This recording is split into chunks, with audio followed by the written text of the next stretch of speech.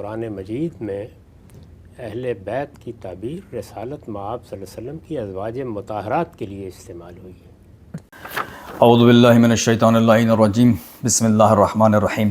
حمد و ثنا رب جلیل کی جو کائنات کا خالق و مالک ہے، اور درود و سلام ہو محمد و آل محمد پر، اللہم صلی علی محمد و آل محمد۔ آپ نے سنا غامدی صاحب کو اور جیسے نواسب کو جو یہ کہتے ہیں کہ یہ آیت جو ہے وہ صرف اور صرف ازواج پیغمبر کے لیے نازل ہوئی ہے۔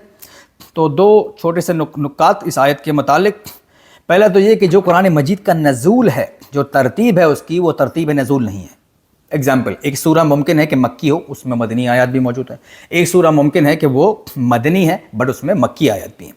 دوسری بات یہ کہ جس طرح ہر زبان میں مخاطب کے صیغے ہوتے ہیں، یعنی کہ پلورل ہو، وہ جیسے کہ مذکر مؤنث ہوتا ہے، اسی طرح اگر یہ آیت صرف اور صرف عورتوں کو خطاب کر رہی ہوتی تو پروردگار یہاں کنہ کا لفظ استعمال کرتا۔ یہ عربی گرامر کی باتیں ہیں۔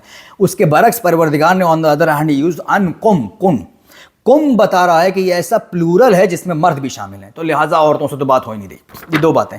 اچھا، اب کسی بھی قرآن کی آیت کی تفسیر کا بہترین جو ہمارے پاس ہو سکتی ہے وہ سرکار کا قول ہے یا سرکار کا عمل ہے۔ آئیے اب آپ کی کتاب میں وہ پوچھتے ہیں کہ یا رسول اللہ یہ کون ہے بھائی اہل بیت، آپ بھی بتا دیجئے۔ تو پہلا حوالہ صحیح ترمذی، آپ کی تیسری بڑی کتاب، حدیث نمبر 3787، جناب ام سلمہ کہتی ہیں کہ جب آیت تطہیر کا نزول ہوا تو پیغمبر نے اس آیت کی تلاوت کی، اور پیغمبر نے اپنی چادر میں امام حسن، امام حسین، جناب فاطمہ الزہرا سلام اللہ علیہ اور امام علی علیہ السلام کو رکھا اور اس آیت کی تلاوت کی، جس پر ام سلمہ نے پوچھا کہ کیا میں آپ کو جوائن کر سکتی ہوں، جس پر پیغمبر اکرم نے کہا کہ ام سلمہ آپ جہاں پر ہیں خیر میں ہیں، لیکن یہاں آنے کی اجازت نہیں تھی۔ پہلی چیز۔ آئیے مستدرک الحاکم، امام الحاکم والیوم 4 پیج 290 and 291، حدیث 4707 and حدیث 4708۔ جناب عائشہ یہاں روایت کرتی ہیں کہ جب اس آیت کا نزول ہوا ہے، آیا ہے تطہیر کا، تو پیغمبر اپنی کالی چادر اوڑھے ہوئے تھے۔ آپ کو محرم آ چکے ہیں، کالے کپڑوں والے برے لگتے ہیں، تو ہو سکتا ہے آپ کو پیغمبر ہی برے لگتے ہوں۔ پیغمبر کالی چادر اوڑھے ہوئے تھے، اور پیغمبر نے امام حسن، امام حسین اور بی بی فاطمہ اور امام علی کو اس چادر میں لیا اور اس آیہ تطہیر کی تلاوت کی۔ حدیث نمبر 4708 نیریٹڈ بائی حضرت سعد کہ جب یہ آیہ تطہیر نازل ہوئی تو نبی پاک نے امام علی، بی بی فاطمہ، حسن حسین کو چادر میں لیا اور اسی آیت کی تلاوت کی، اور تلاوت کرنے کے بعد کہا کہ اللہم ہؤلاء اہل بیتی، کہ اے میرے پروردگار یہ میرے اہل بیت ہیں۔ تو اللہ کو نہیں بتا رہے تھے، اللہ تو جانتا تھا، تم جیسے نازبی ملا کو بتا رہے تھے۔ خیر، اب آئیے شواہد التنزیل بائی امام حسکانی والیوم 1 پیج 102۔ جب آیت تطہیر کا نزول ہوا تو امام الحاکم نے اس کو مستدرک الحاکم والیوم نمبر 3 پیج 158 باب فاطمہ الزہرا میں لکھا، نیریٹڈ بائی حضرت انس بن مالک رضی اللہ تعالی عنہ کہ نبی پاک 6 ماہ تک آیہ تطہیر کے نزول کے بعد فجر کی نماز کے بعد بی بی فاطمہ الزہرا سلام اللہ کے گھر کے باہر جاتے تھے اور اس آیت کی تلاوت کرتے تھے 6 ماہ تک، اور کہتے تھے کہ اہل بیت نماز سلام کرتے تھے اور پھر اس آیت کی تلاوت کرتے تھے۔ یہ حدیث امام مسلم کے مطابق صحیح ہے۔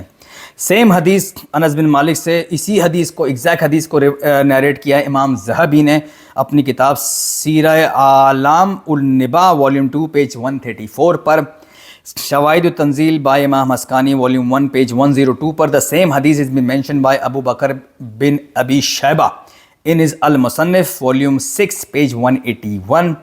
یہ امام بخاری کے بھی استاد ہیں، یہ بھی اس حدیث کو لکھتے ہیں کہ 6 ماہ تک پیغمبر جناب فاطمہ الزہرا کے گھر کے باہر جا کے اس آیت کو کی تلاوت کرتے رہے۔ انما یرید اللہ لیذھب عنکم الرجس اہل البیت ویطہرکم تطہیرا۔ مناقب Khwarazmi printed in Pakistan Karachi page 58، narrated by حضرت ابو سعید خدری کہ نبی پاک صلی اللہ علیہ وسلم 40 روز تک اس آیت کے نزول کے بعد امام علی کے دروازے پر جاتے تھے اور بی بی فاطمہ کے پاس جا کر اسی آیت کی تلاوت کرتے تھے اور کہتے تھے السلام علیکہ یا اہل بیت ورحمۃ اللہ وبرکاتہ، اور پھر یہ آیت پڑھتے تھے۔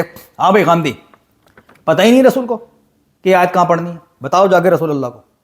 بیویوں کے گھر میں رہتے تھے، وہاں سے نکل کے بی بی فاطمہ کے گھر پہ جا کے پڑھ رہے تھے، بیٹی کے گھر پر۔ کیسا رسول ہے بھائی، پتہ ہی نہیں کہاں کی آیت کہاں پڑھنی ہے۔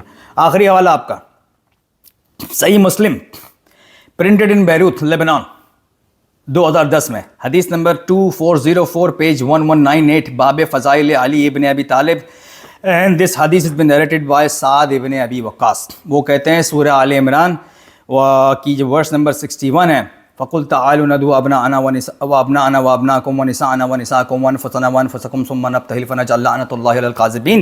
جب یہ آیت نازل ہوئی تو سرکار نے بی بی فاطمہ حسن حسین کو لیا اور پھر یہ دعا کی کہ اللہم ہؤلاء اہل بیت. سرکار نے بار بار اپنے قول اور اپنے عمل سے بتایا کہ یہ میرے اہل بیت ہیں. اور بس دو باتیں اور آپ کی زحمت تمام. دیکھیے یہ پیغمبر کو اللہ نے کہا وَنِسَاءَنَا، جب نجران سے مباہلہ کرنے کے لیے گئے نجران کے عیسائیوں سے، اللہ حکم دے رہا ہے پیغمبر کو کہ اپنی عورتوں کو لے جاؤ. نساء جمع کا صیغہ، یعنی کم سے کم 3 یا پھر 3 سے زیادہ جتنی بھی ہوں. تو پیغمبر تو ایک کو عورت کو لے کے گئے، اپنی بیٹی کو لے کے گئے نا. اب 3 آپشن ہیں آپ کے پاس مولا اینڈ کمپنی. یا تو یہ مانیے کہ پیغمبر اسلام کو نعوذ باللہ قرآن ہی سمجھ میں نہیں آتا تھا اور آپ زیادہ چیمپئن ہو، آپ کو سمجھ میں آ رہا ہے، نمبر 1. نمبر 2، یا تو یہ مانیے کہ پیغمبر کو قرآن تو سمجھ میں آ رہا تھا لیکن پیغمبر نے کہا ہو کیئرس، جیسے ہمیں بہت سی چیز سمجھ میں آتی ہیں لیکن ہم اللہ کی نافرمانی کرتے ہیں. آپشن نمبر 2 یہی ہے آپ کے پاس. آپشن نمبر 3 یہ ہے کہ پیغمبر اس زمانے میں پیغمبر کی 8 سے 9 بیویاں حیات تھیں جب یہ آیت کا نزول ہوا اور پیغمبر صرف ایک بیٹی کو لے گئے. تو تیسرا آپشن یہ ہے آپ کے پاس کہ پیغمبر ان کو اپنے اہل بیت میں نہیں مانتے تھے. اگر اہل بیت میں مانتے تو پیغمبر اپنی بیویوں کو لے کر جاتے. شاید کہ تیرے دل میں اتر جائے میری بات کی جگہ، شاید کہ تیرے دل میں اتر جائے نبی کی بات. وما علینا الا البلاغ المبین. کافی ہے آپ کے لیے.